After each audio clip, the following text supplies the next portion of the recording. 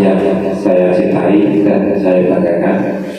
Pertama-tama marilah kita panjatkan puji syukur kehadirat Tuhan Yang Maha Esa, karena atas limpahan rahmat, taufik serta hidayahnya kita semua masih bisa berkumpul di aula SDN Negeri 4 ini dalam keadaan sehat walafiat tanpa ada halangan suatu apapun. Amin Allahumma amin. Salawat dan salam semoga tetap terlimpahkan kepada junjungan kita Nabi besar Muhammad SAW yang kita nantikan syafaatnya di dunia ini dan di yaumul kiamah nanti. Amin Allahumma amin. Bapak, Ibu guru dan anak-anakku semua yang saya cintai dan saya banggakan, di sini saya akan menyebarkan pemahaman atau penerapan modul 1.4 budaya positif kepada sekolah dalam saya mengikuti pendidikan guru penggerak ini. Mudah-mudahan apa yang saya pahami di modul 1 nanti bisa bermanfaat bagi Bapak dan Ibu guru semua, serta khususnya untuk anak-anak dalam saya menyebarkan pemahaman yang telah saya pahami di dalam modul 1.4 ini, yaitu budaya positif. Tapi sebelum saya mulai penyebaran budaya positif ini, saya minta Bapak dan Ibu guru salah satu mungkin memberi tanggapan atau harapan kepada saya atas penyebaran budaya positif nanti, dan kepada saya dalam menyelesaikan pendidikan guru penggerak ini. Harapan kepada saya minta harapannya kepada Bapak Ibu guru nanti agar saya bisa menyelesaikan pendidikan guru penggerak nanti, dan apa yang saya pelajari dalam pendidikan guru nanti bisa bermanfaat khususnya bagi sekolah kita. Mungkin waktu saya berikan kepada Bu Titik untuk memberikan tanggapan kepada saya sebelum saya memberikan penyebaran budaya positif ini. Terima kasih waktu saya berikan kepada Bu Titik. Bismillahirrahmanirrahim. Terima kasih banyak Bapak Samiran waktu yang diberikan kepada saya. Ini saya langsung saja. Ini saya perwakilan dari Ibu Guru SDN Negeri 4 atas apa yang Bapak mungkin nanti peroleh di pendidikan guru penggerak nantinya.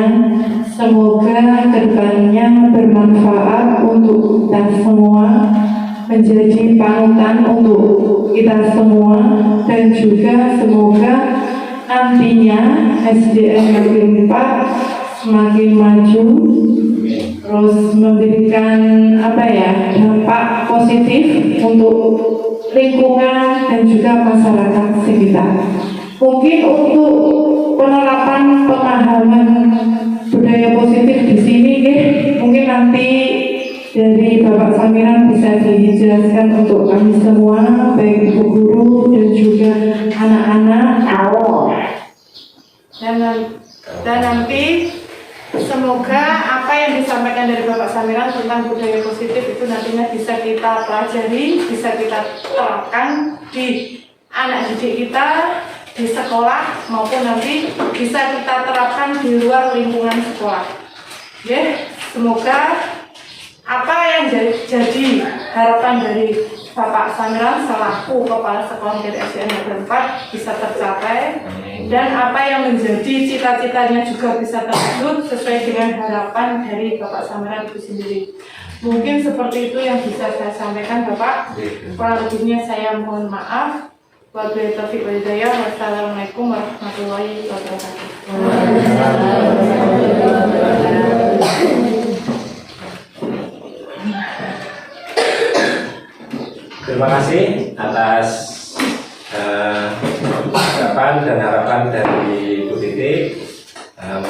mudah-mudahan saya bisa menyelesaikan pendidikan guru penggerak nanti dan bisa bermanfaat khususnya bagi sekolah dan bagi anak-anak.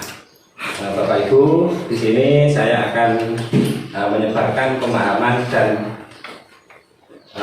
saya terhadap modul 1.4 yaitu budaya positif. Sebelum ke budaya positif, di modul 1.1 itu ada tujuan pendidikan, yaitu dari KHD Ki Hajar Dewantoro, bahwa menurut KHD tujuan pendidikan itu adalah menuntun segala kodrat yang ada pada anak agar mereka itu dapat mencapai keselamatan dan kebahagiaan yang setinggi-tingginya, baik sebagai manusia maupun sebagai anggota masyarakat. Jadi oleh sebab itu, pendidik itu hanya dapat menuntun tumbuh atau hidupnya kodrat yang ada pada anak agar dapat memperbaiki lakunya. Jadi bukan dasarnya hidup dan tumbuh kekuatan kodrat anak. Di sini nanti ada kaitannya dengan budaya positif, Bapak Ibu. Sebelum ke budaya positif, bahwa menurut KHD kita di sekolah itu tugas kita hanya menuntun. Jadi kalau ibaratnya kita sebagai seorang petani itu anak-anak didik itu sebagai benih-benih dari apa yang kita tanam. Jadi kita tidak bisa merubah, kalau kita sebagai petani menanam padi, kita tidak bisa merubah padi menjadi jagung.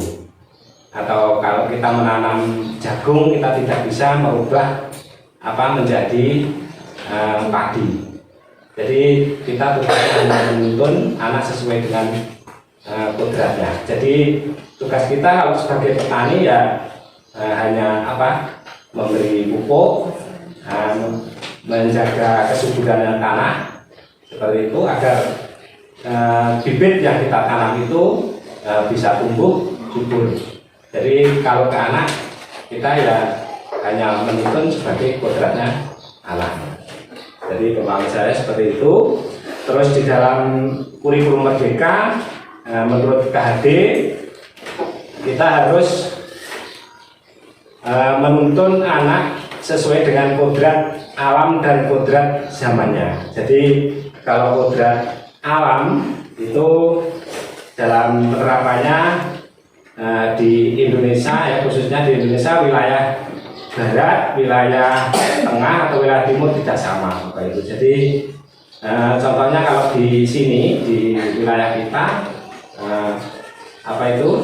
keadaan alamnya akan beda dengan wilayah yang lain, misalnya wilayah pantai, wilayah perkotaan. Jadi kita harus menyesuaikan dalam pengajaran itu sesuai dengan kodrat alamnya. Contohnya kemarin kalau kita dalam mendidik anak sesuai kodratnya, di sini kearifan lokalnya sebagian besar penduduk sini sebagai petani, peternak. Nah kita melatih anak ke situ. Jadi kemarin kan membuat B5, katanya membuat telur asin. Nah itu kita sudah memanfaatkan anak dalam menuntun itu sesuai dengan kodrat alamnya.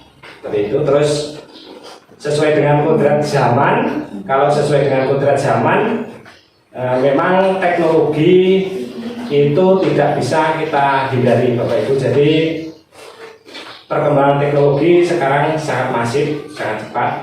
Kalau kita tidak bisa mengikuti, ya kita nanti akan tertinggal. Jadi dalam pendidikan tetap kita sesuaikan dengan kodrat zamannya. Anak harus mengikuti perkembangan teknologi yang ada. Jadi meskipun kita tinggalnya di pelosok, ya sebisa mungkin dan semampu kita harus mempelajari ke teknologi. Terus selanjutnya, Bapak Ibu, dalam mendidik anak kita juga menurut KHD Ki Hajar Dewantoro juga kita harus berhamba kepada murid. Jadi artinya berhamba itu tidak kok kita menyembah anak, itu tidak. Jadi dalam berhamba itu, kalau menurut pemahaman saya, dalam berhamba itu kalau seorang raja kan hanya memerintah saja. Tapi kalau menurut KHD ini, kita sebagai pendidik atau sebagai guru berhamba pada murid itu, kita selalu mendampingi murid. Jadi tidak hanya memerintah saja, tetapi kita selalu ada buat murid kita. Saat pembelajaran, saat kegiatan, kita selalu ada buat murid. Jadi tidak hanya memerintah saja, seperti itu. Jadi misalnya contohnya kalau kegiatan kerja bakti, itu kita tidak hanya memerintah, ya anak-anak kita kerja bakti, tetapi kita ikut melakukan dalam menuntun. Itu filosofi dari Ki Hajar Dewantara menurut pemahaman saya. Terus saya lanjut ke budaya positif, Bapak Ibu. Ya, budaya positif di sekolah yaitu nilai dan kebiasaan di sekolah yang berpihak pada murid agar mereka itu berkembang menjadi pribadi yang kritis, penuh hormat, dan bertanggung jawab sesuai dengan profil pelajar Pancasila. Jadi pemahaman saya dalam budaya positif, memang di sekolah itu Bapak Ibu, di sekolah itu kan ada suatu sistem. Artinya anak itu tidak mendapatkan sekolah itu berbeda dengan di rumah. Jadi kalau di rumah tidak sistemnya beda dengan di sekolah Bapak Ibu. Jadi meskipun kita seorang guru,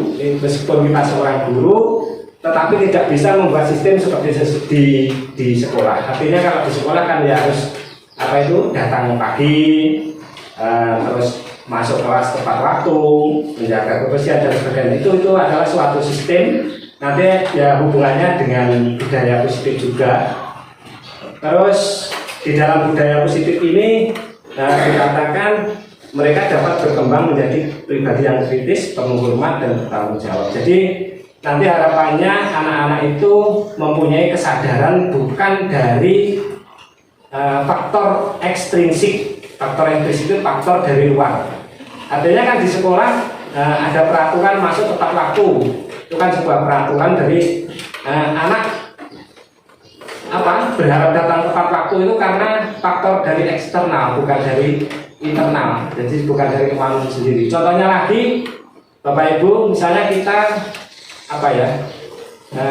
peraturan memakai helm saat berkendara. Pelajaran pasti ke sekolah, kan Bapak Ibu yang jauh ini ke sekolah kan kalau saya amati juga memakai helm. Jadi memakai helm itu ada dua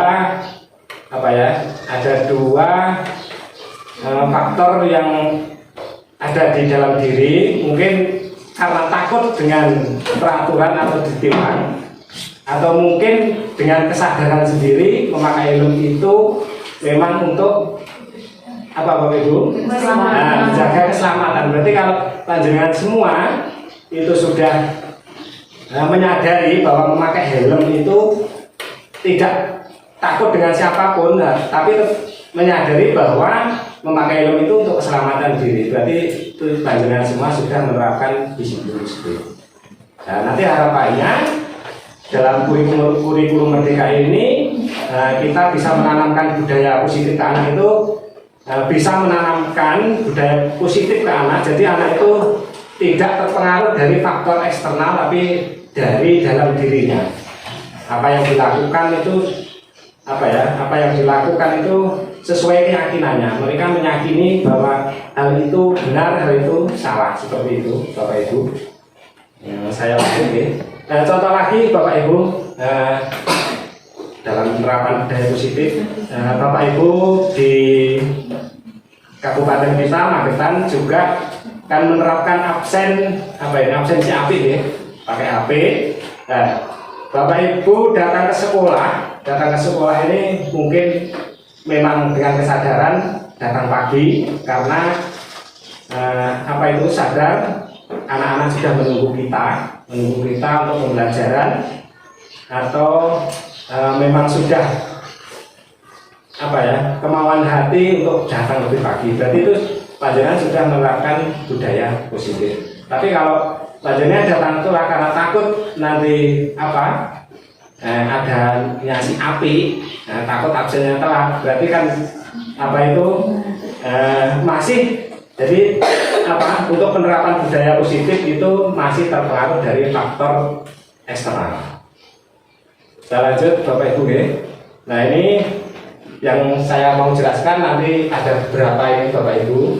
Jadi konsep inti dari budaya positif itu ada perubahan paradigma belajar, terus ada disiplin positif sendiri, ada nilai kebajikan, ada nanti kebutuhan dasar manusia, ada motivasi perilaku manusia, ada posisi kontrol guru, terus ada keyakinan kelas, terus yang terakhir nanti ada segitiga restitusi. Jadi ada berapa ini? Ada 8 item yang nanti yang saya mau jelaskan Bapak Ibu. Lanjut.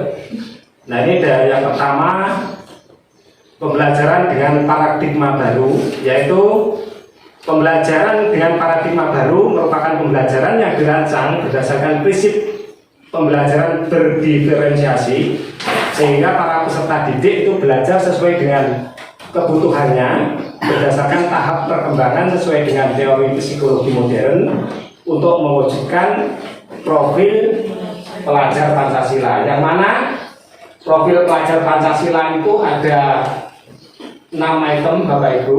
Jadi harapannya di dalam kurikulum Merdeka itu kita bisa nanti mewujudkan untuk profil pelajar Pancasila, yaitu yang pertama beriman kepada Tuhan Yang Maha Esa dan berakhlak mulia. Terus harapannya juga anak-anak nanti memiliki berkebinakaan global.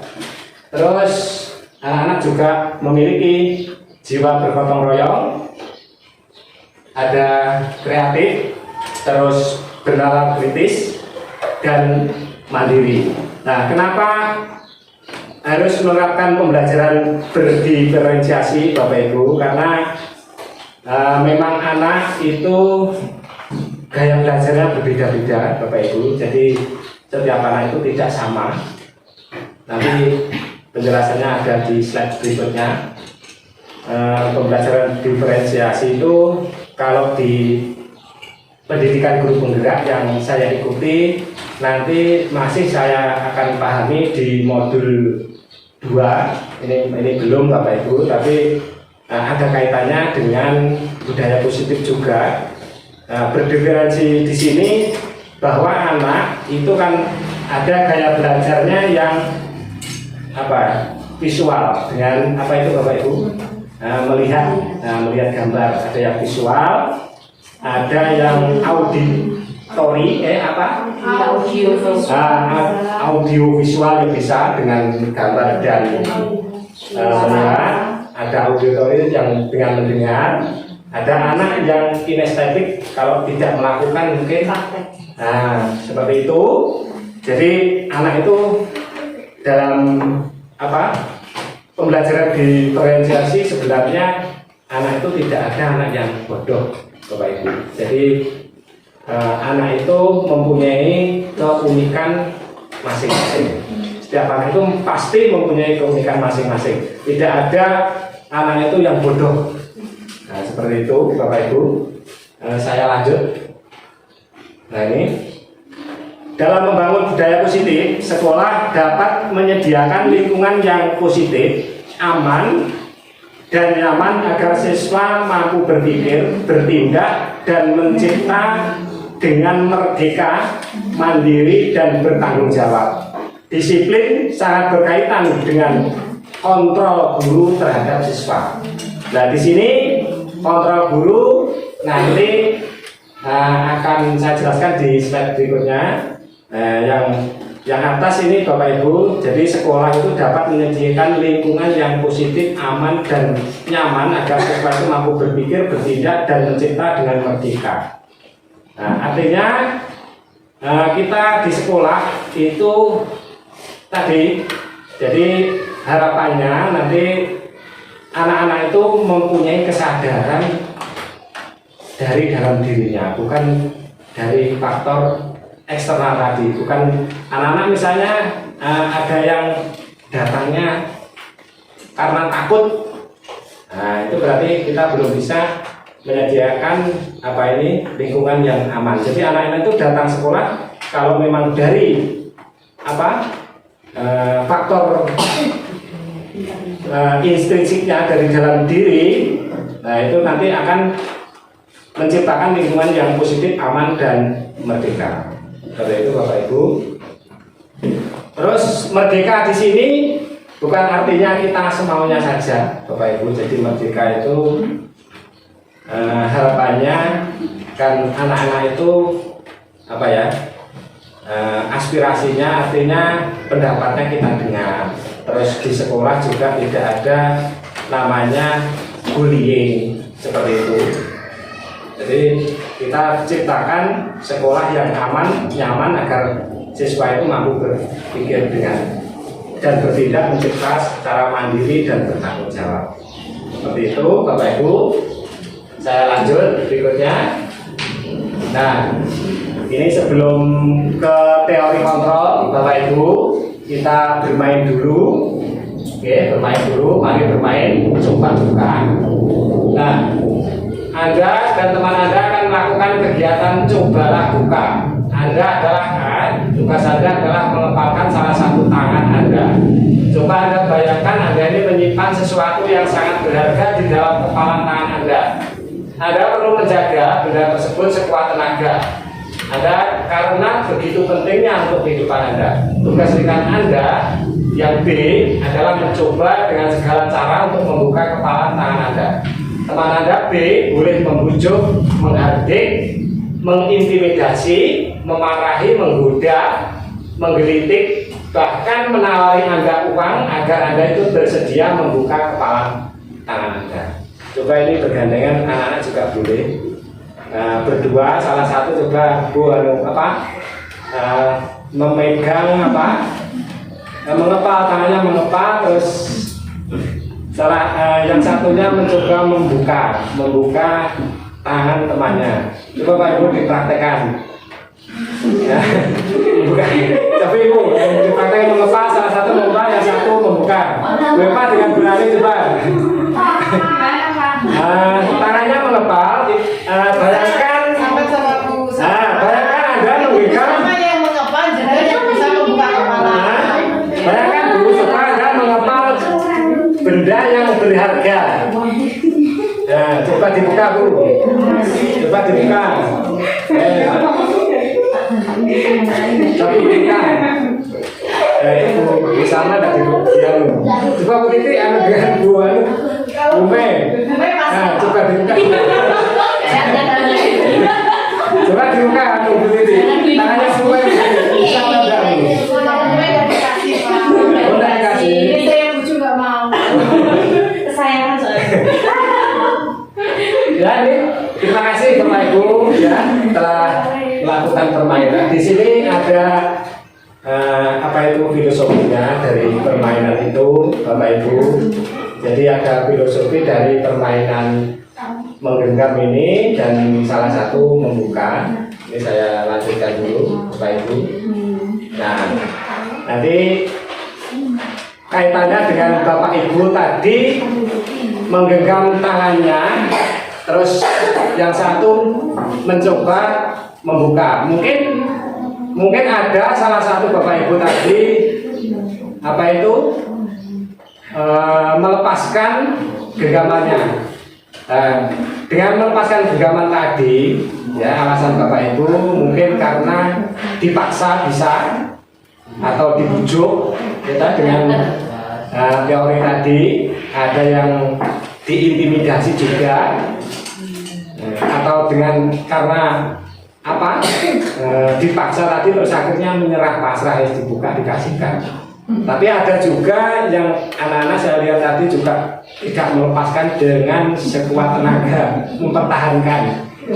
Jadi kalau dengan teori kontrol Bapak Ibu itu kita mempertahankan sesuatu itu karena menurut kita yakini sesuatu yang berharga dan kita pertahankan. Jadi di sini akan saya jelaskan Bapak Ibu miskonsepsi tentang teori kontrol. Jadi bahwa yang pertama dalam teori kontrol itu ilusi bahwa guru dapat mengontrol murid. Nah, itu hanya ilusi Bapak Ibu. Jadi panjenengan kalau saya bisa mengontrol anak, nah itu hanya sebuah ilusi. Karena apa? Karena kalau mungkin Bapak Ibu merasa bisa mengontrol anak, tetapi kalau anak itu mempertahankan keyakinannya sendiri, itu yang nggak mungkin kita bisa mengontrol anak, karena anak itu mempunyai keyakinannya sendiri. Contohnya kalau kita misalnya Bapak Ibu di kelas menyuruh anak itu aja, menyuruh anak membersihkan sampah di kelas. Tapi kalau anak menolak, apakah kita bisa mengontrolkan?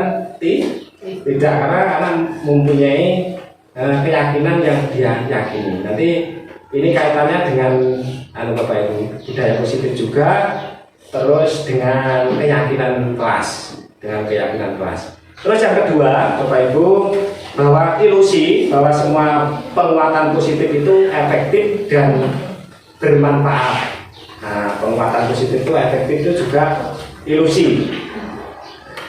Terus berikutnya ilusi bahwa kritik dan membuat rasa bersalah itu mampu menguatkan karakter. Jadi membuat rasa bersalah itu juga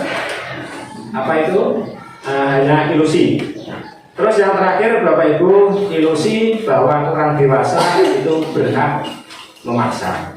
Jadi kita tidak bisa meskipun dewasa untuk memaksa anak kalau memang anak itu tidak meyakini dengan hatinya. Kalau mereka meyakini apa yang diyakininya, kita paksa pun mungkin itu tidak akan dilakukan, tidak bisa.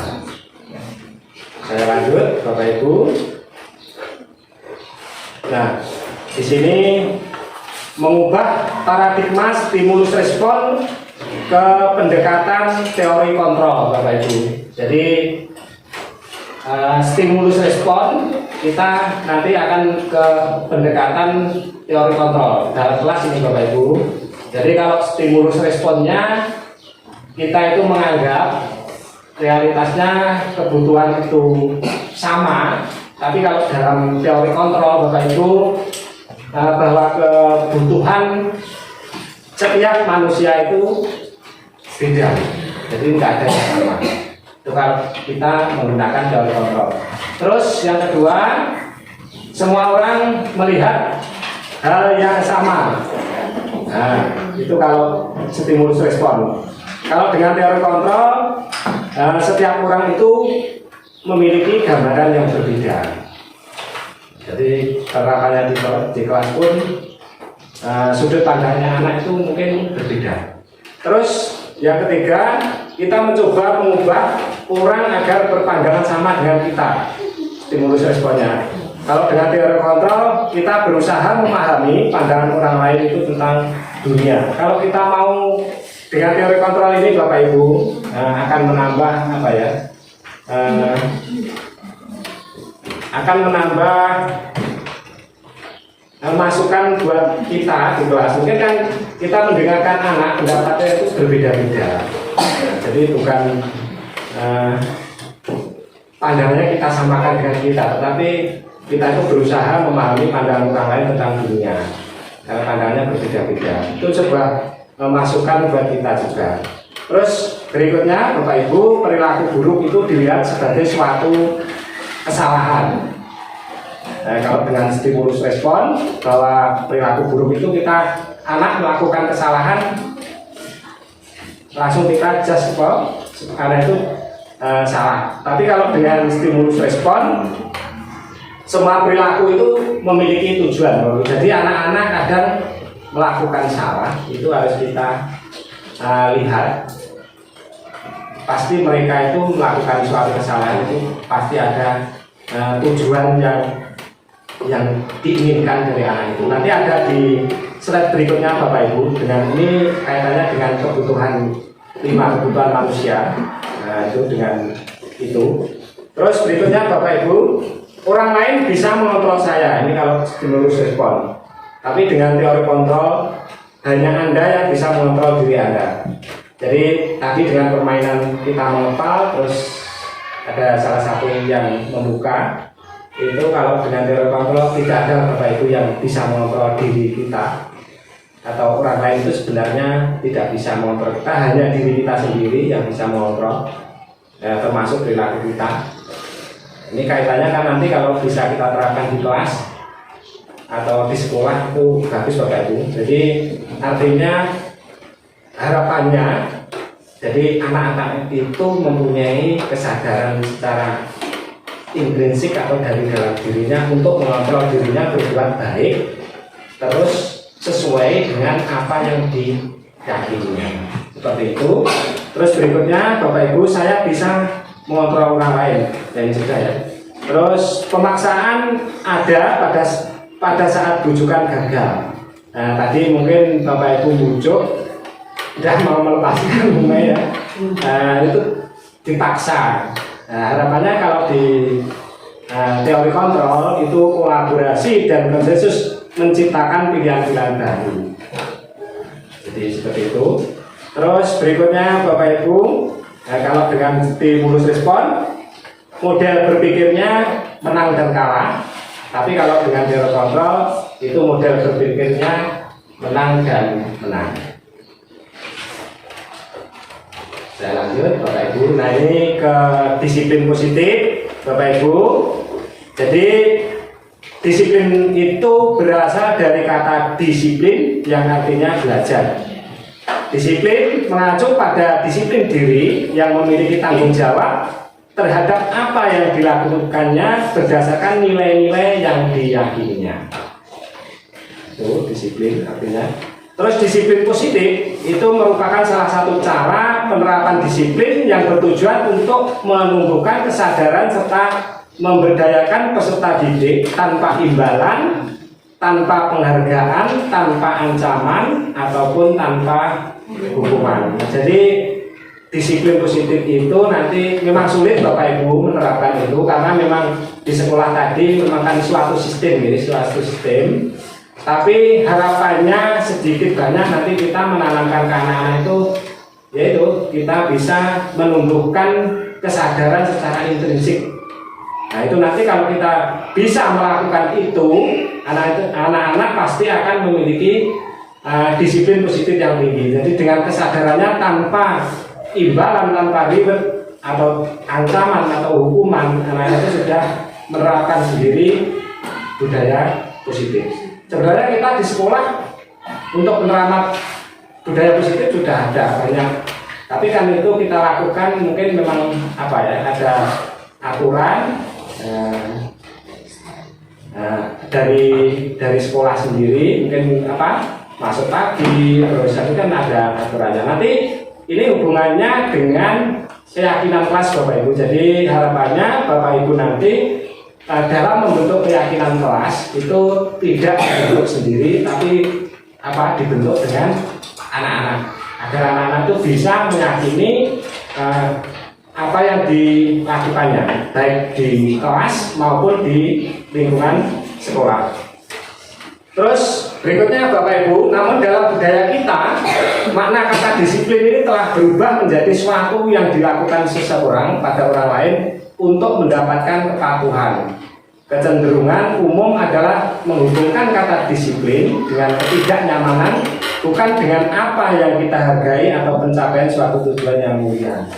Kalau dengan aturan mungkin anak-anak kan bisa Bapak Ibu ya, kadang mungkin menolak atau melanggar kalau dengan peraturan. Tapi kalau dengan keyakinan mungkin anak nanti akan bisa menyadari dan melakukannya itu tanpa ada paksaan atau ancaman dari orang lain. Seperti contoh di depan tadi, seperti memakai helm tadi Bapak Ibu. Jadi melakukan pakai helm, entah ada polisi atau entah tidak, entah di kota, itu sudah sadar bahwa pakai helm itu penting untuk menjaga keselamatan, entah itu jatuh entah tidak, pokoknya pakai kendaraan ya pakai helm gitu. Kalau panjenengan hanya takut dengan tilangan polisi atau sebagainya, itu berarti masih terkontrol atau apa ya, melakukannya itu dengan faktor dari orang lain. Saya lanjut Bapak Ibu. Nah, masih ada disiplin. Disiplin adalah kemampuan memerintah diri sendiri dalam mengontrol dan menguasai diri untuk memilih tindakan yang mengacu pada nilai yang kita hargai dengan penuh tanggung jawab tanpa terperintah orang lain. Jadi tanpa terperintah orang lain sudah melakukan hal yang positif, itu sudah dinamakan disiplin. Terus berikutnya, nilai-nilai yang kita hargai adalah nilai kebajikan, sifat positif manusia yang merupakan tujuan mulia yang ingin dicapai setiap individu, yaitu nilai-nilai dalam profil pelajar Pancasila. Tadi di depan sudah ada 6 profil pelajar Pancasila, itu harapannya di sekolah ada itu. Nanti dengan penerapan disiplin positif itu anak-anak bisa mendalami nilai-nilai yang ada di dalam profil pelajar Pancasila. Terus berikutnya, sebagai pendidik, tujuan kita adalah menciptakan peserta didik yang memiliki disiplin diri sehingga mereka berperilaku mengacu pada nilai-nilai kebajikan universal dan memiliki motivasi intrinsik dalam perubahan perilaku ke arah yang lebih baik. Nah, di sini Bapak Ibu.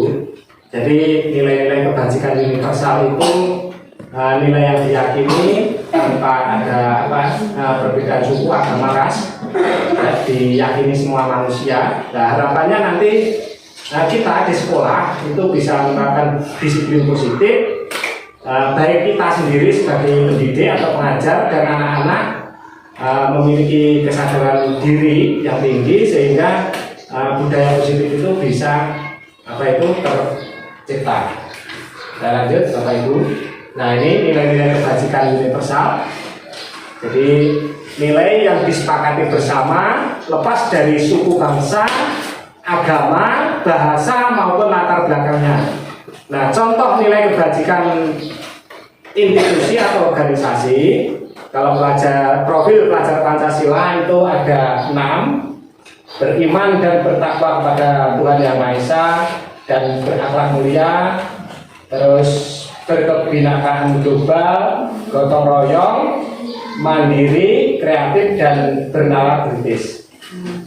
Kalau Ibu Primarian, program atau PIP, itu nilai kebajikannya ada toleransi, rasa hormat, integritas, mandiri, menghargai, antusias, empati, keingintahuan, kreativitas, kerjasama, percaya diri, dan komitmen.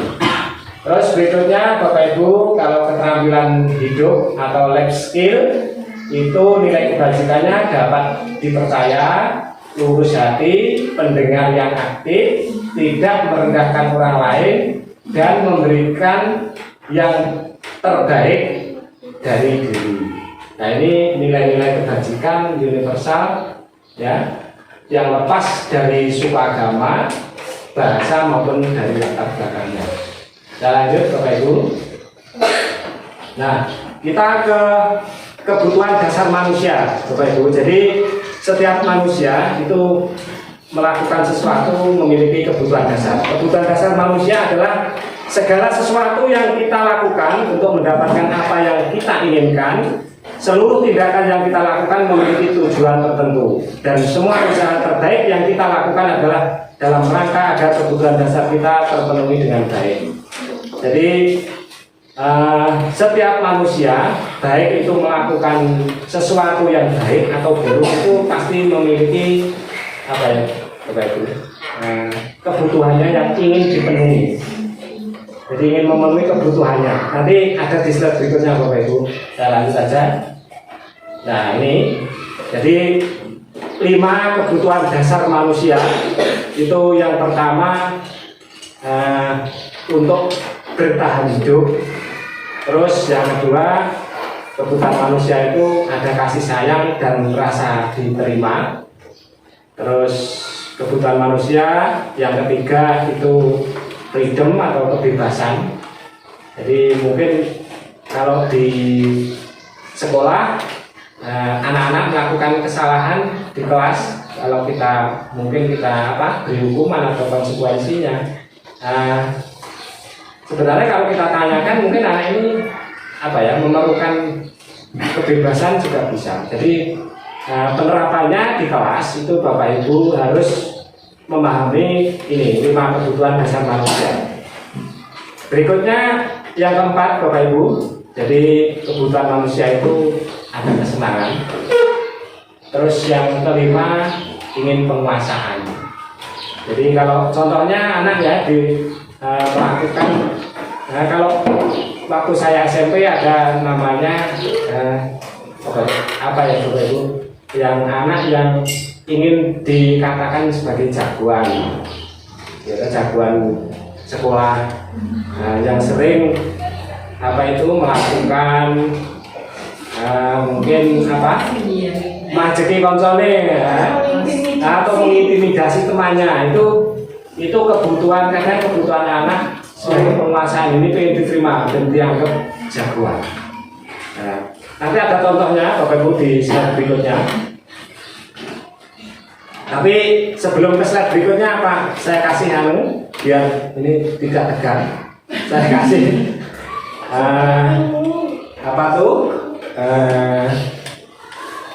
dulu Bapak Ibu nih. Saya kasih ice breaking ya, ice breaking sebentar saja Bapak Ibu. Biar kita press lagi, nanti kita teruskan. Saya berikan ice breakingnya sebentar.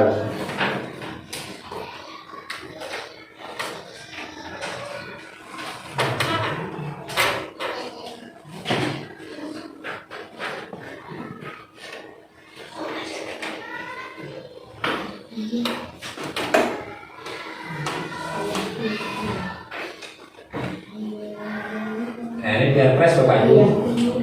Goyang pinguin saja. Coba Bapak Ibu kita berdiri Bapak Ibu, biar enggak Bapak Ibu, biar enggak masih kita tirukan sebentar aja Bapak Ibu. Harus ada anak-anak semua. Kita sedikit. Coba ditirukan Bapak Ibu. Berkah satu.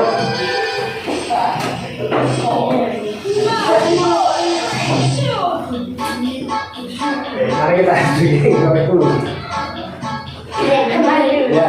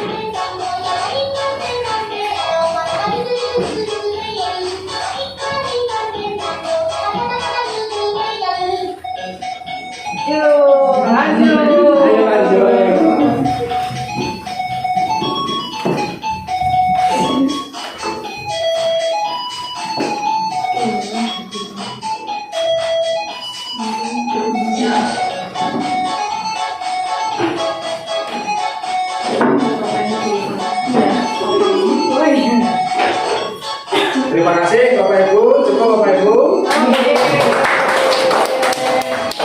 Terima kasih.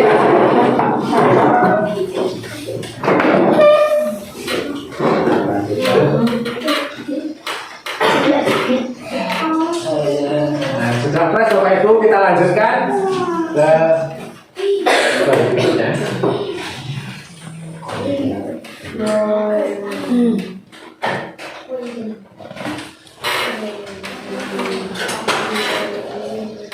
Nah, ini Bapak Ibu saya ajak ada kasus, nanti kira-kira Bapak Ibu bisa meneliti dari kasus ini. Jadi ada kasus Ibu Ria, guru kelas 6 di SD Permai sedang bingung menghadapi ulah salah satu murid di kelas bernama Agus. Nah, Agus sudah keluar ya, bernama Agus. beberapa anak telah datang dan mengeluhkan Agus yang seringkali meminta bekal makan siang. Mereka dengan memaksa. Jadi Agus ini datang ke temannya memaksa untuk meminta bekal. Jika Anda menghadapi situasi seperti Bu Ria ini, apa yang akan Anda lakukan? Terus menurut Anda kira-kira apa alasan Agus melakukan hal itu? Jadi kalau ya apa? Nah, mungkin tidak dibawakan bekal bisa. Itu kalau tidak dibawakan bekal apa? Itu nanti motivasinya dalam pemenuhan apa itu kebutuhan hidup itu tadi dia ingin bertahan hidup. Nah, terus ini Bapak Ibu kalau kira-kira seperti itu apa yang kira-kira Bapak Ibu lakukan?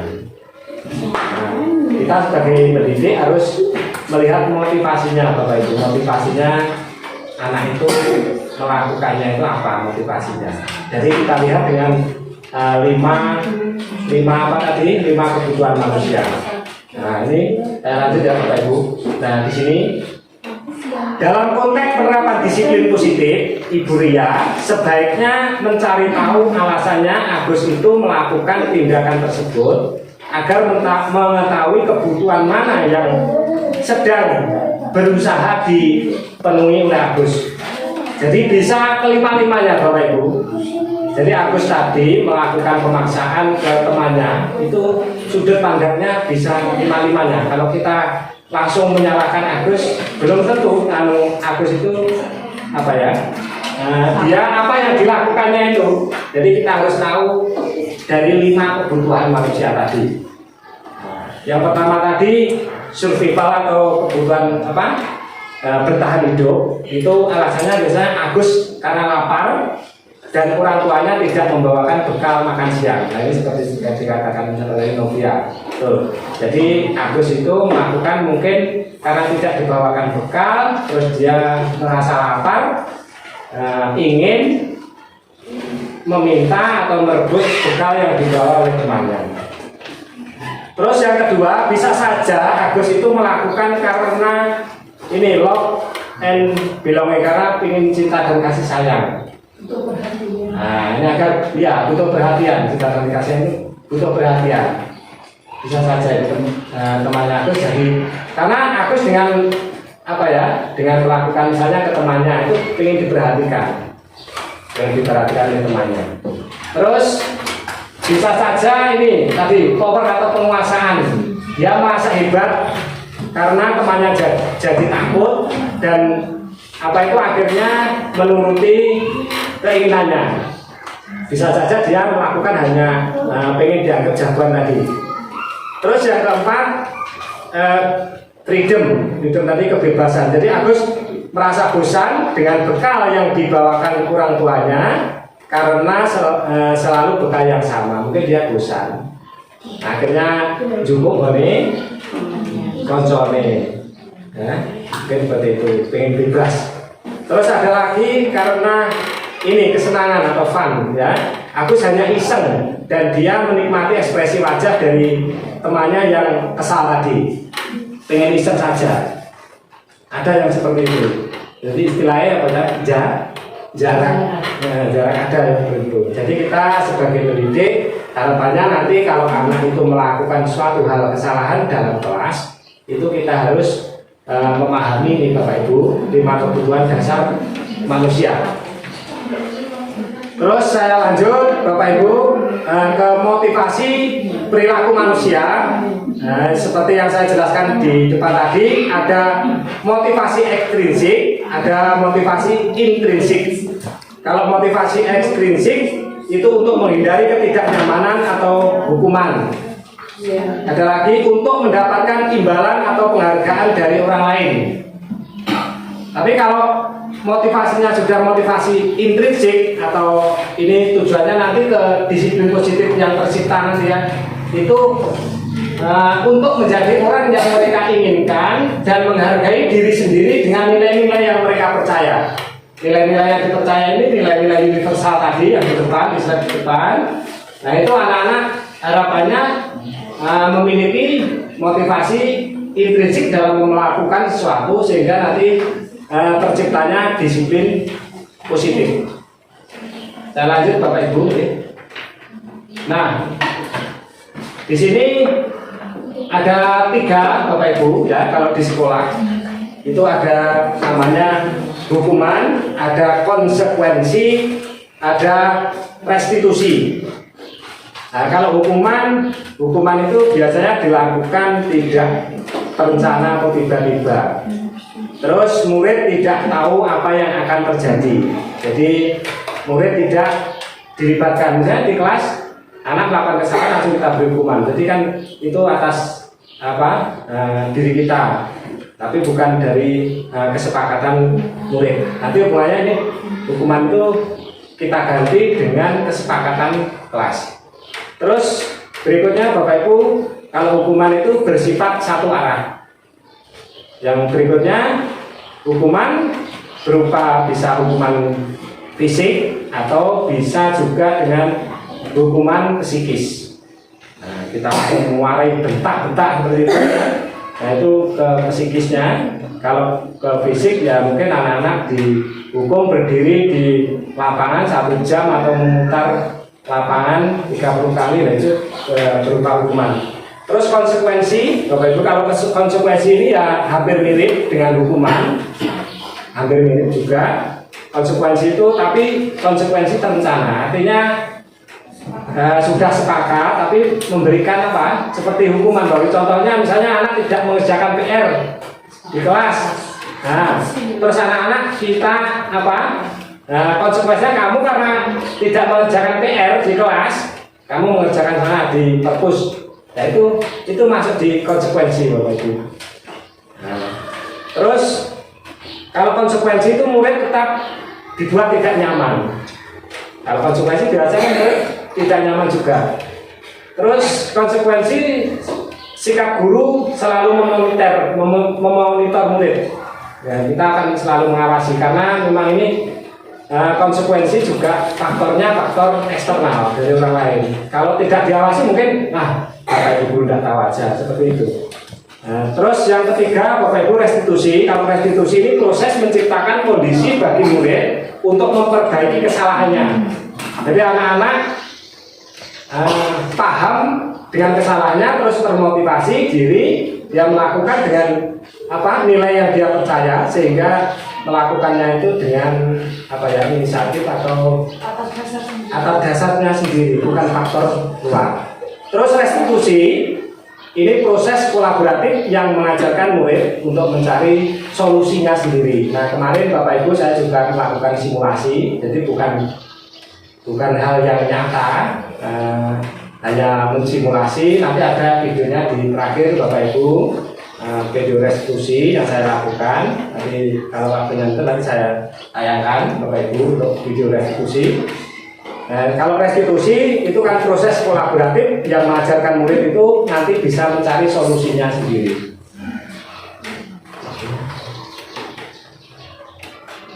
Saya lanjut Bapak Ibu.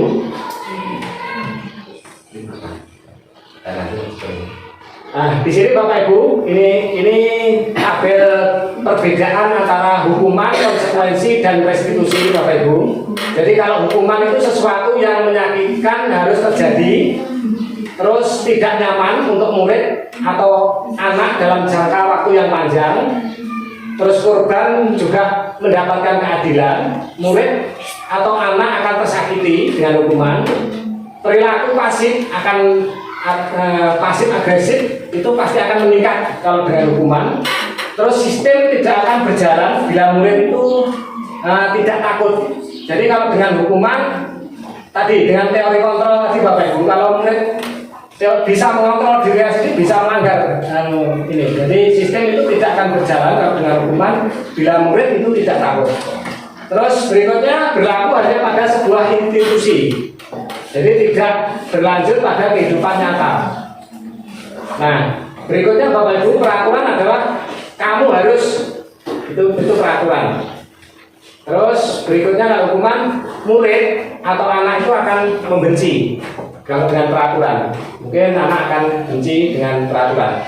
Terus Kalau konsekuensi ini Bapak Ibu hampir mirip dengan hukuman.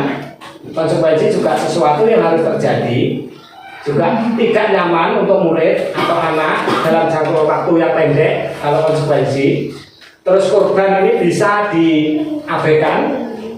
Berikutnya murid atau anak itu bisa dibuat tidak nyaman juga, mirip dengan hukuman.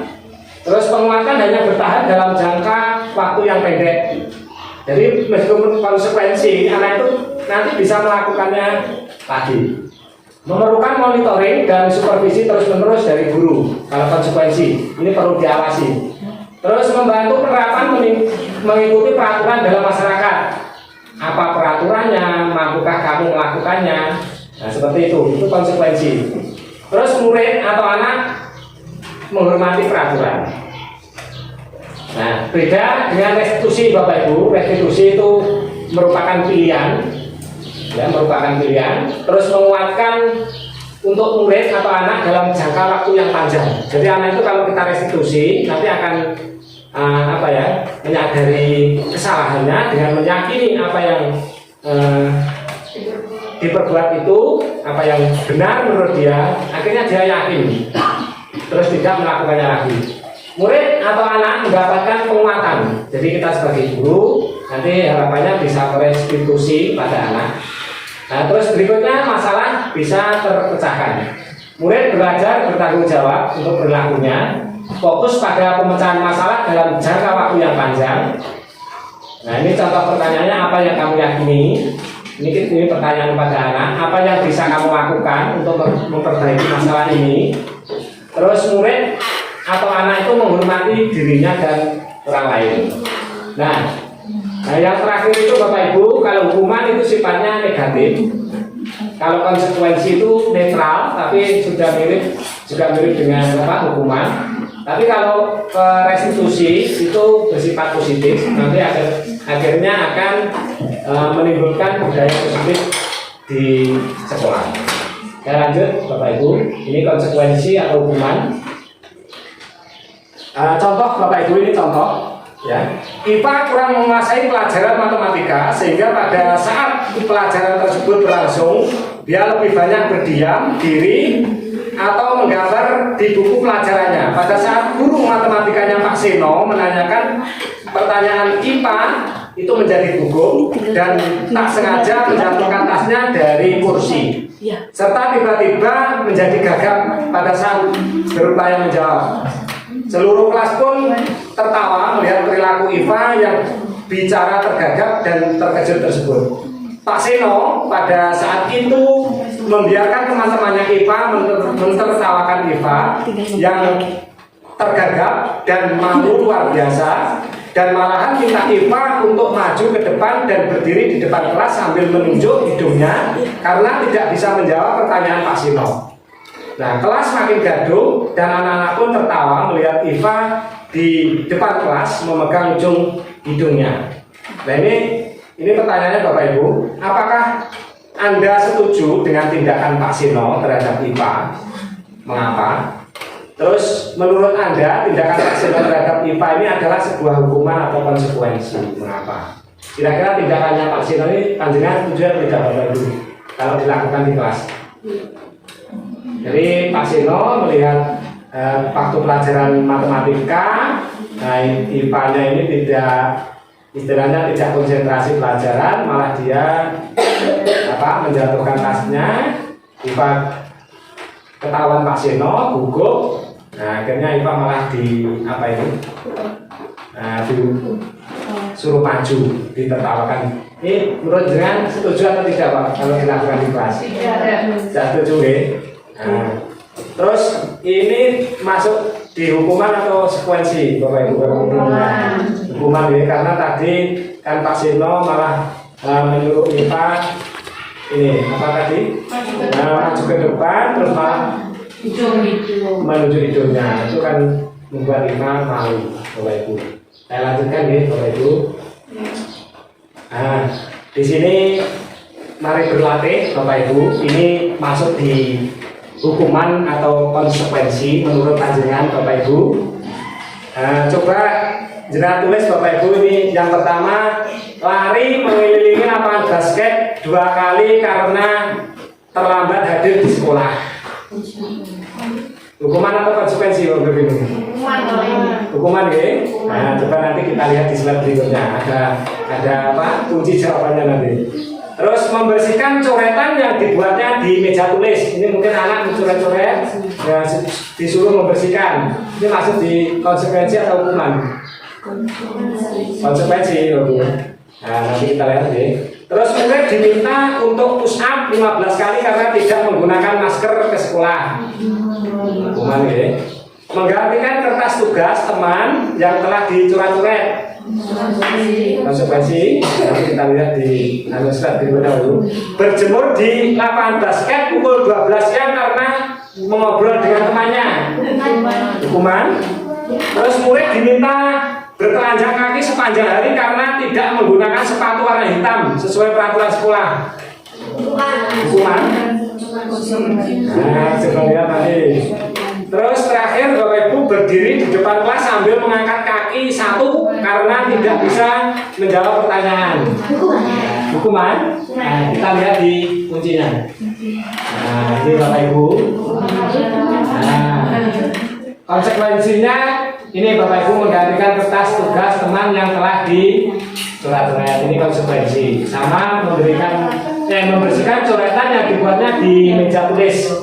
Nah, yang lain itu masuk ke hukuman Bapak Ibu. Nah, kita sebagai pendidik di sekolah apakah boleh melakukan hukuman atau konsekuensi? Sebenarnya tidak apa-apa Bapak Ibu. Sekali memang di sekolah memang harus keras. Artinya hukuman boleh dilakukan, tapi yang paling baik itu adalah kita melaksanakan ke arah yang restitusi, Bapak Ibu. Saya lanjut. Nah, di sini ke 5 posisi kontrol guru, Bapak Ibu. Jadi kita sebagai pendidik atau sebagai guru ada 5 posisi kontrol kita. Yang pertama yaitu kita itu sebagai penghukum. Bisa juga kita sebagai pembuat rasa bersalah pada anak, atau kita memposisikan diri sebagai teman, atau kita memposisikan diri sebagai pemantau pada anak, atau kita yang terakhir memposisikan diri dalam kelas kepada anak itu sebagai manajer. Jadi yang paling baik Bapak Ibu harapannya, dan Bapak Ibu nanti juga bisa melaksanakan di kelas, itu kita dalam pembelajaran atau di dalam sekolah itu kita menerapkan atau melaksanakan ini sebagai manajer Bapak Ibu. Kita lanjut ya. Nah, ini contoh penerapan 5 posisi kontrol guru. Nah, ini langsung ke kasus Bapak Ibu. Siswa tidak memakai atribut lengkap saat upacara bendera. Jadi ada anak tidak memakai atribut mungkin kurang lengkap saat upacara. Itu kalau kita memposisikan diri sebagai penghukum, mungkin anak akan disuruh hormat bendera selama 1 jam. Nah, hormat bendera selama 1 jam itu kita memposisikan diri sebagai penghukum. Kalau kita memposisikan diri sebagai pembuat rasa bersalah kepada anak, itu berapa kali ibu atau bapak harus memberitahu kamu, selalu saja kamu mengecewakan ibu bapak. Jadi kita membuat apa ya, kalau memarahi anak, mungkin anak itu akan merasa bersalah dengan apa yang dilakukan, langsung ditegur keras. Nah, ini mungkin pembuat rasa bersalah. Saya lanjut Bapak Ibu. Kalau kita memposisikan diri sebagai teman kepada anak, nah ini, ayo dong ikuti aturan sekolah. Tolong bantu ibu atau bapak, ya sekali ini, ya sudah tidak apa-apa. Lain kali jangan sampai berbuat seperti ini lagi. Itu berarti kita memposisikan diri ke anak itu sebagai teman. Kalau sebagai pemantau Bapak Ibu, kamu sudah melanggar peraturan sekolah, kamu harus tahu konsekuensinya. Setelah upacara, kamu beli atributnya ke koperasi dan jangan diulangi lagi. Nah, ini kita sebagai pemantau. Terus terakhir Bapak Ibu, ini kalau kita memposisikan diri sebagai manajer. Nah, itu kita tanya. Jadi kita tanya, anak nanti mengetahui kesalahannya dan bisa menemukan solusinya. Apa yang kamu tahu kesalahanmu? Terus kira-kira bagaimana kamu akan memperbaiki kesalahanmu itu. Jadi itu kita memposisikan diri ke anak itu dengan posisi manajer. Saya lanjut Bapak Ibu. Nah ini saya langsung ke contoh saja Bapak Ibu. Posisi kontrol, dengan posisi kontrol guru tadi kan ada Bapak Ibu, manajer, ada pemantau, ada pembuat merasa bersalah, ada teman. Nah ini contohnya Bapak Ibu, ada katanya saya kecewa sekali dengan kamu. Ini kita memposisikan diri sebagai Bapak Ibu. Nah kita lihat kuncinya Bapak Ibu. Ya betul. Jadi kita membuat merasa bersalah. Saya kecewa dengan dengan kalian. Itu kalau bisa ini kita ubah nanti Bapak Ibu, kita posisikan diri di sekolah ini sebagai manajer. Karena membuat rasa bersalah nanti ada kadernya Bapak Ibu, kita bandingkan Bapak Ibu. Nah, saya lanjut. Ini contoh lagi Bapak Ibu. Kamu tidak pernah benar melakukannya. Ini kita posisikan sebagai Bapak Ibu. Kamu tidak pernah benar melakukannya. Kalau kita bicara itu ke anak, sebagai teman atau manajer atau merasa bersalah. Ya, kita lihat ya Bapak Ibu, kamu tidak pernah benar melakukannya. Nah, ini biasanya hukum. Nah, terus saya lanjut Bapak Ibu. Ini apa rencanamu untuk menyelesaikan masalah ini? Manajer Bapak Ibu. Baik, kita lihat Bapak Ibu. Ya betul. Jadi seperti ini Bapak Ibu, kalau anak melakukan suatu kesalahan, kita harusnya melakukan atau memposisikan diri sebagai manajer Bapak Ibu. Jadi kita tanya, apa rencanamu untuk menyelesaikan masalah ini? Jadi anak-anak nanti tahu solusinya dan melakukan apa yang dari kesalahannya itu, dia menyadarinya, akhirnya budaya positif itu bisa tercipta lama Bapak Ibu. Kalau dengan hukuman, dengan konsekuensi itu hanya sebentar, mungkin anak tidak diawasi, itu bisa melanggar lagi. Seperti itu Bapak Ibu. Ini ada contoh lagi. Ayolah lakukan demi Bapak Ibu ya. Posisi kita sebagai Bapak Ibu. Teman ya, itu ya. Nah, betul Bapak Ibu. Jadi kata-katanya seperti ini. Ayolah lakukan demi Bapak Ibu ya. Itu sebagai teman. Terus berikutnya Bapak Ibu, kamu tidak pernah mendapat nilai jika tidak mengerjakan tugas. Itu posisi kita mengambil sebagai Bapak Ibu. Kamu tidak pernah mendapat nilai jika tidak mengerjakan tugas. Penghukum atau pemantau ini? Nah, pemantau Bapak Ibu. Jadi ini kan posisikan diri sebagai pemantau. Kamu tidak akan pernah mendapat nilai jika tidak mengerjakan tugas. Saya lanjut Bapak Ibu. Nah ini kita bandingkan Bapak Ibu ya, ada tabelnya. Posisi kontrol kita sebagai guru atau pendidik ada 5, sebagai penghukum, sebagai pembuat rasa bersalah, sebagai teman, sebagai pemantau, dan sebagai manajer. Nah ini perbedaannya Bapak Ibu. Kalau penghukum itu ya, guru berkata biasanya menghardik, menunjuk, menyakiti, menyindir. Nah, guru berkata kalau kamu tidak melakukannya, awas ya, rasakan. Ini posisi sebagai penghukum. Nah, hasilnya Bapak Ibu kalau sebagai penghukum, ini anak akan memberontak, menyalahkan orang lain. Juga anak bisa berbohong kalau kita memposisikan diri sebagai penghukum. Terus murid meletakkan guru ini di luar dunia berkualitas kalau kita memposisikan sebagai penghukum. Nah ini contohnya ini, kalau murid pasti berkata, biarkan saja, nanti juga marah-marah lagi. Nah itu kalau kita. Terus kalau kita memposisikan diri sebagai penghukum, itu mungkin anak dampaknya kepada murid Bapak Ibu. Nah di sini, ini murid akan mengulangi lagi kesalahannya. Terus kalau kita memposisikan diri sebagai pembuat rasa bersalah Bapak Ibu, biasanya berceramah mengatakan seharusnya ibu kecewa. Nah seperti itu.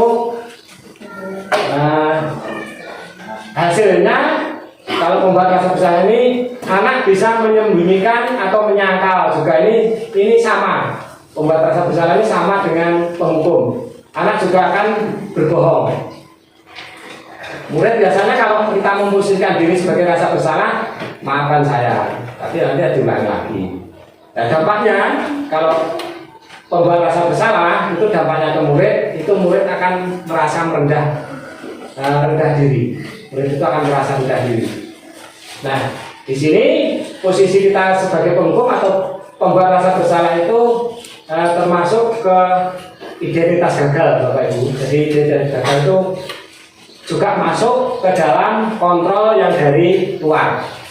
Terus kalau kita memposisikan diri sebagai teman atau pemantau, ini masuk di identitas sukses, tapi masih dalam kontrol juga dari faktor eksternal. Nah, kalau sebagai teman, Bapak Ibu itu membuat alasan-alasan untuk muridnya, ayolah lakukan demi ibu. Masa kamu tidak mau? Ingat, tidak ibu pernah bantu. Nah itu hasilnya nanti anak menjadi ketergantungan Bapak Ibu. Kalau kita memposisikan dari teman itu anak tergantung daripada Bapak Ibu. Terus jadi saya lanjut saja ke dampaknya Bapak Ibu. Kalau kita memposisikan dari teman itu anak akan lemah, anak juga tidak mandiri, terus anak juga akan tergantung pada Bapak Ibu guru.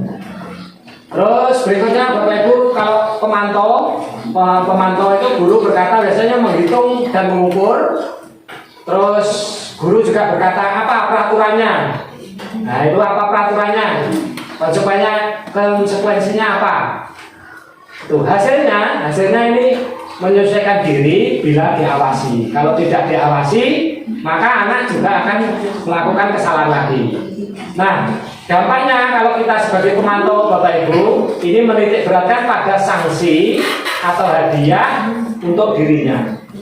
Ini kalau kita sebagai pemantau. Nah, beda dengan kita memposisikan diri sebagai manajer Bapak Ibu. Ini kalau kita memposisikan diri sebagai manajer itu masuk ke identitas berhasil. Nah, artinya akan tercipta kontrol diri sehingga menghasilkan disiplin positif kepada anak dalam jangka waktu yang lama.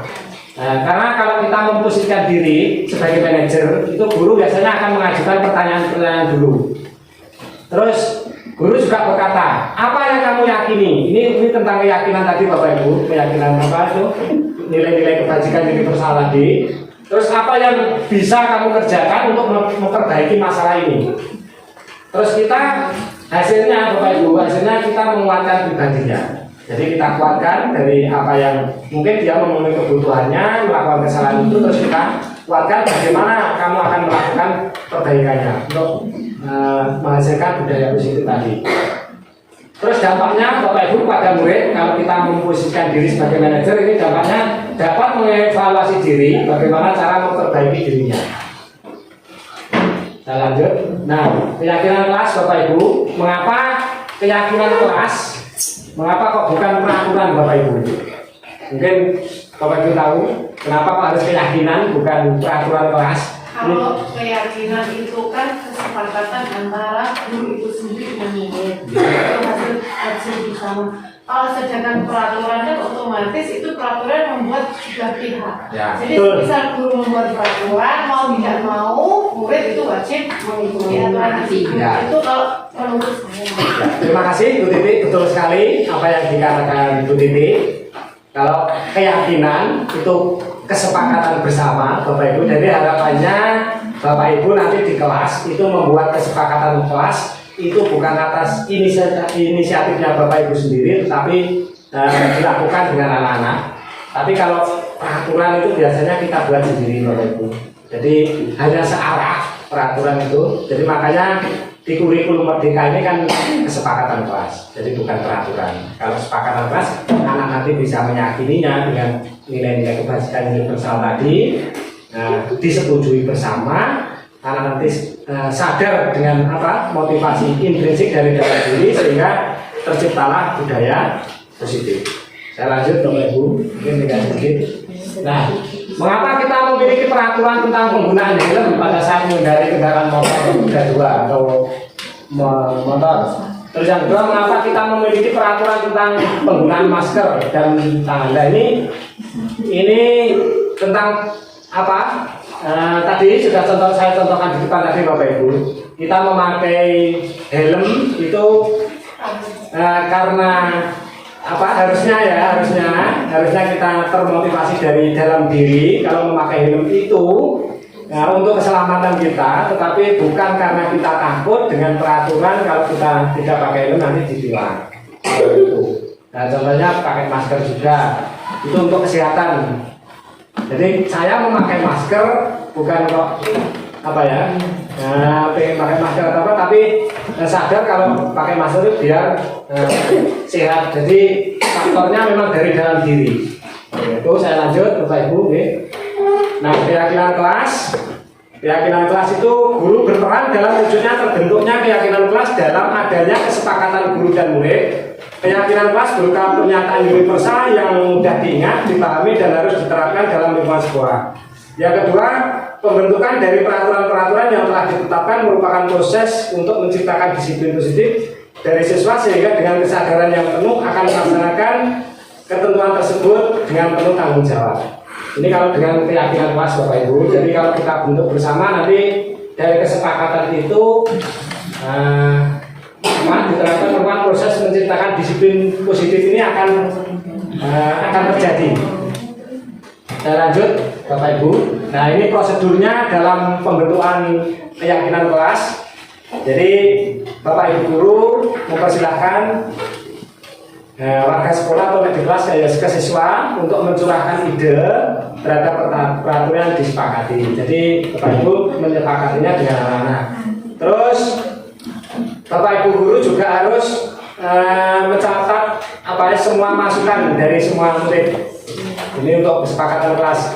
Ganti kalimat negatif menjadi kalimat yang positif, Bapak Ibu. Contohnya kalau jangan membuang sampah di kelas, itu kita ganti menjaga kebersihan, itu saja Bapak Ibu. Jadi mengganti kalimat yang negatif, karena kalau jangan membuang sampah di kelas itu kan mungkin masuk ke hukuman tadi ya. Kita ganti dengan kalimat yang positif saja, menjaga kebersihan kelas. Seperti itu Bapak Ibu. Terus berikutnya tinjau kembali curahan pendapat yang terkumpul dan susun kembali keyakinan kelas atau sekolah. Tinjau ulang keyakinan kelas yang sudah disusun. Terus meninjau dan menyetujui dengan menandatanganinya. Keyakinan kelas ditempel di kelasnya masing-masing. Nah, ini Bapak Ibu, nanti harapannya Bapak Ibu semua dapat menyusun keyakinan kelas di kelas dengan anak-anak, sehingga anak-anak nanti bisa melakukan apa yang diyakini dengan keyakinan kelas itu, sehingga nanti bisa terciptanya budaya positif di sekolah. Seperti itu Bapak Ibu. Saya lanjutkan. Nah, ini kalau peraturan Bapak Ibu selalu kembalikan buku ke tempatnya. Ini contoh kalimatnya Bapak Ibu. Selalu kembalikan buku ke tempatnya. Kalau keyakinan kelas atau nilai yang dituju, nilai kebajikan yang dituju itu tanggung jawab. Nah, mungkin seperti itu. Terus dilarang mengganggu orang lain. Nah, ini kalau nilai keyakinan kelas yang dituju itu sebenarnya menghormati orang lain atau diri sendiri. Hadir di sekolah 15 menit sebelum pembelajaran dimulai. Nah, ini nilai keyakinannya sebenarnya menghormati orang lain bisa, komitmen bisa, dan tujuan berkomitmen bisa. Dilarang melakukan kekerasan. Peraturannya ada peraturan Bapak Ibu. Tapi kalau nilai keyakinannya yang dituju ini untuk keselamatan atau menghormati orang lain. Dilarang menggunakan narkoba. Dan ini nilai keyakinan yang dituju kesehatan. Terus bergantian atau menunggu giliran. Nah, ini juga nilai keyakinan yang dituju menghormati orang lain atau kesabaran. Menggunakan masker. Ini nilai kebajikan yang dituju adalah kesehatan dan keselamatan. Terus jangan berlari di kelas atau koridor. Nah, ini nilai keyakinan yang dituju adalah keselamatan dan keamanan. Nah, ini bedanya peraturan Bapak Ibu dengan keyakinan kelas. Saya lanjut.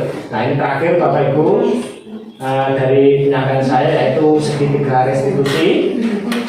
Apa itu segitiga restitusi, Bapak Ibu? Bahwa segitiga restitusi itu suatu proses dialog yang dijalankan oleh guru agar dapat menghasilkan murid yang mandiri dan bertanggung jawab. Dalam melakukan segitiga restitusi itu ada 3 langkah, Bapak Ibu. Yang pertama, kita ini menstabilkan identitas siswa dulu dalam melakukan kesalahan yang dilakukannya.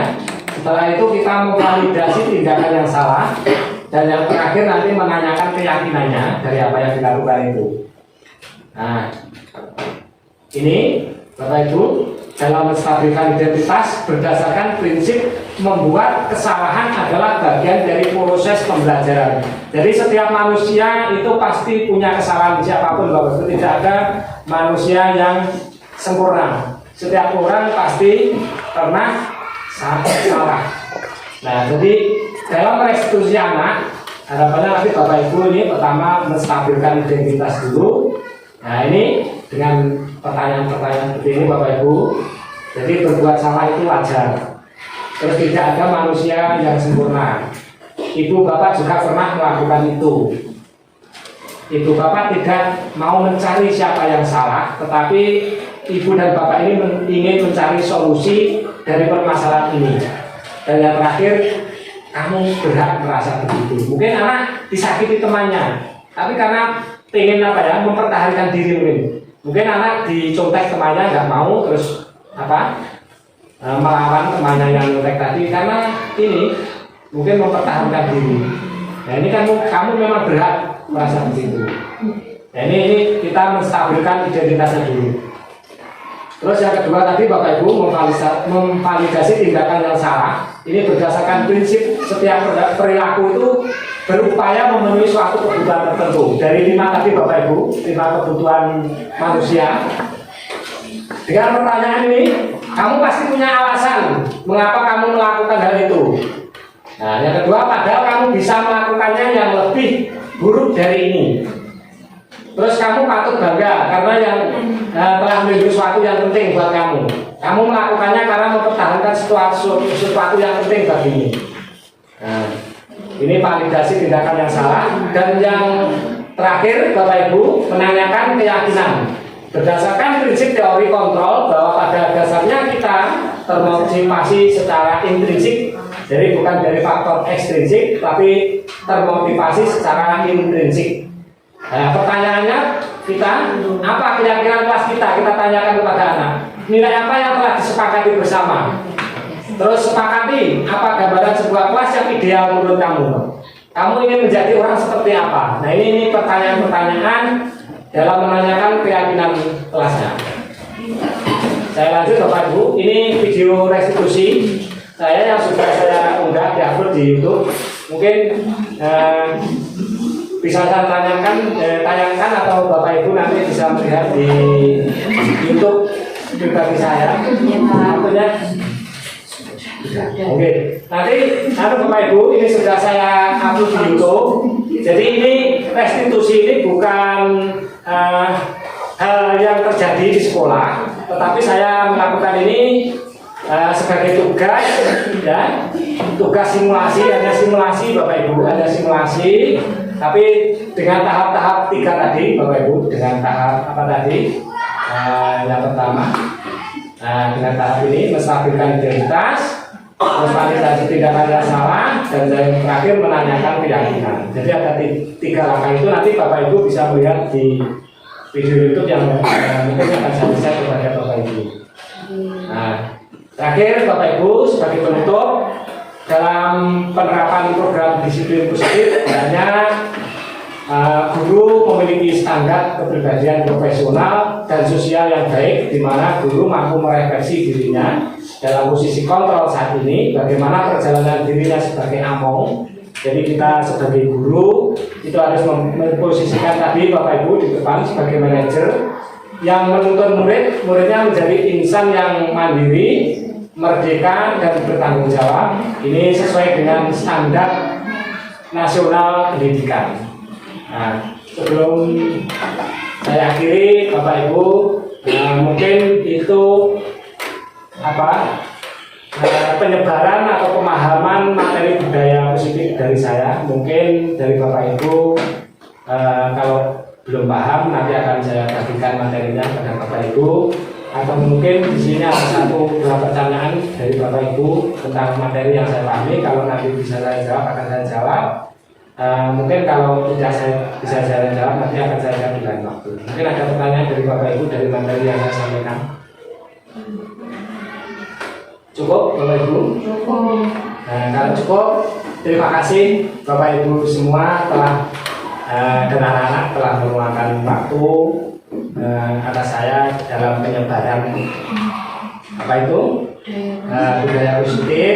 Mungkin nanti akan berguna bagi Bapak Ibu dan berguna bagi sekolah dalam menciptakan penerapan budaya positif di sekolah.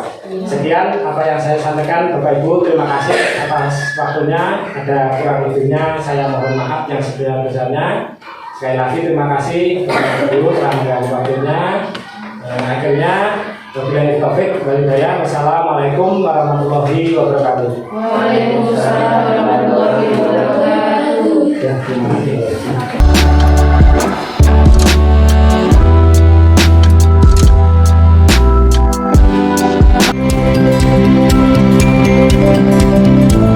Nah, Iqbal, hari ini kira-kira Iqbal tahu tidak saya panggil ke ruangan ini?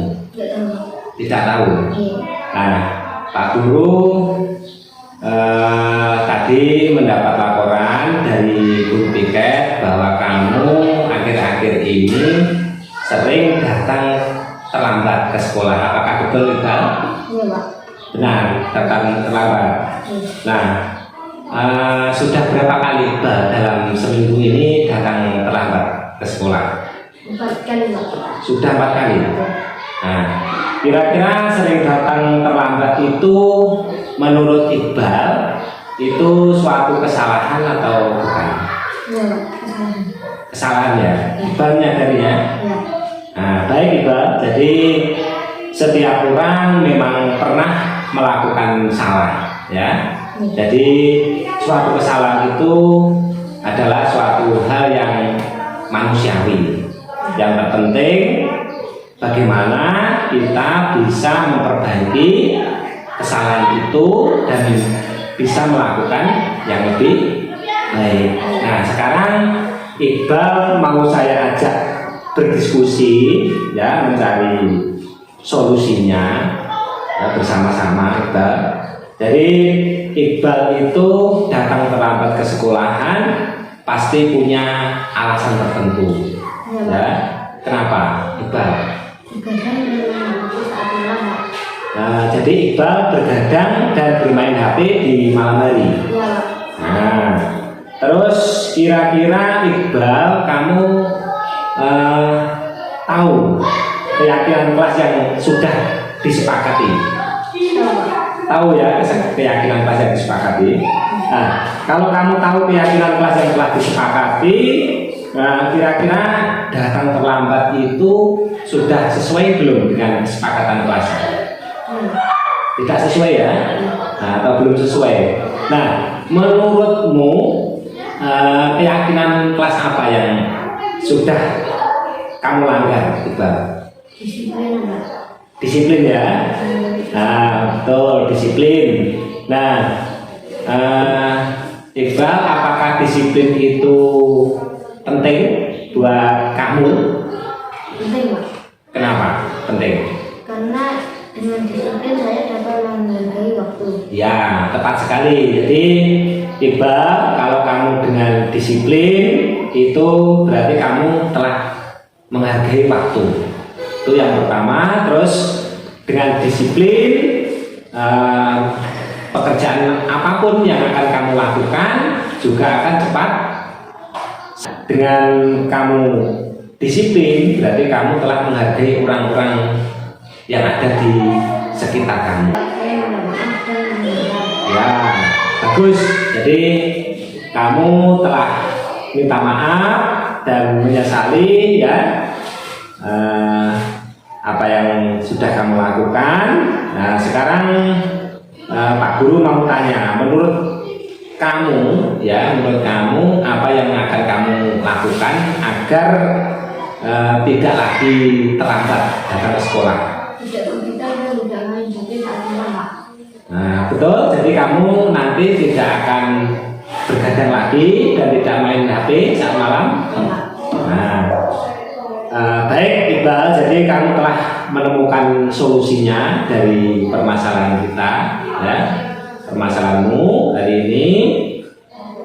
Nanti Pak Guru akan berkoordinasi dengan orang tuamu, ya. Kamu tidak akan bergadang lagi dan tidak akan bermain HP saat malam hari. Nah, sekarang kamu boleh kembali ke kelasmu dan bermain bersama teman-teman.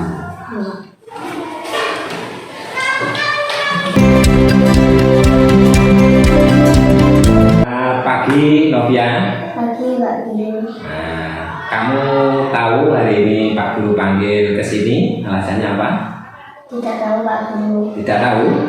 Nah, begini Novia, tadi Pak Guru mendapatkan laporan dari ketua kelas kalau hari ini kamu tidak melaksanakan piket kelas sesuai kesepakatan dan kamu malah bermain dan membeli jajan. Apa betul? Ya, Pak, betul.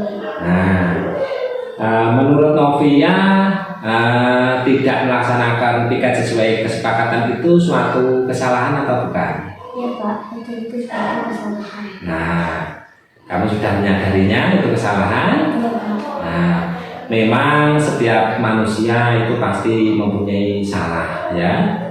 Nah, tentunya bagaimana kita bisa memperbaiki agar tidak akan melakukan kesalahan yang sama. Nah, di sini Novia mau saya ajak berdiskusi, ya, mencari solusinya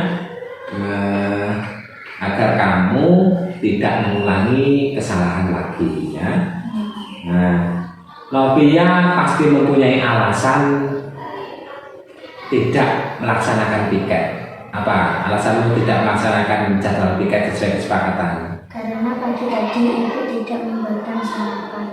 Oh, jadi kamu sama ibumu tadi pagi tidak